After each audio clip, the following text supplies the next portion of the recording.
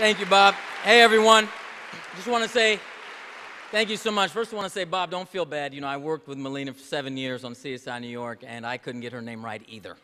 So, you know, I couldn't be more pleased to serve this year's co-chair of Arts Advocacy Day with Charles Seegers of Ovation. Give a round of applause for Charles. He's so dedicated year after year.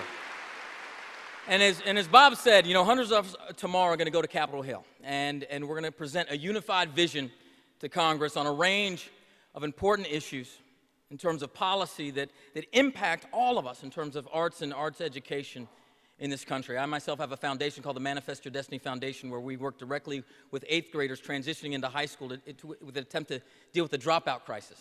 And certainly arts education is a key component of our curriculum. And as I think about that, I'm being here in the Kennedy Center, I'm reminded of one of my favorite quotes.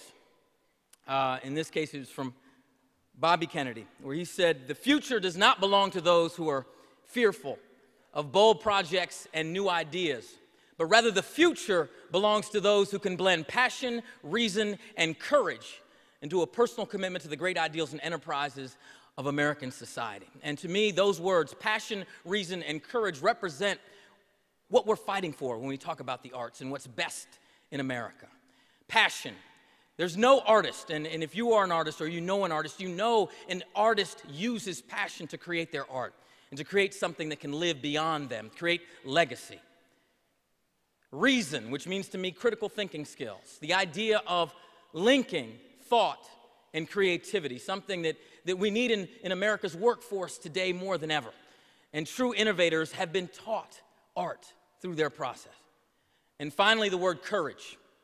It's one of my favorite words. The etymology, or the root of that word, and if you speak French, you know this, is cœur, which means heart. And I think many of us are linked because of our hearts. And that's why we're here today. Dr. King said that we're all tied together in a garment of mutual destiny, which means to me that no matter how well I may be doing in Hollywood, if a young brother or a young sister in the South Bronx or South Chicago or South Central Los Angeles is not doing well, then I'm not doing well.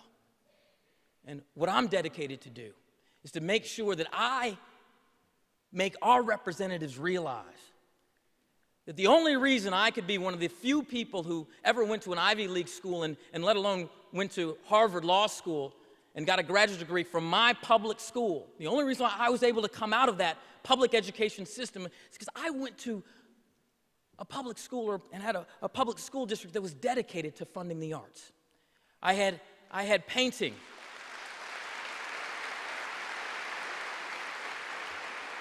I was able to go to drawing classes and painting. I had music. I did carry a recorder, which my friends used to call the ghetto flute.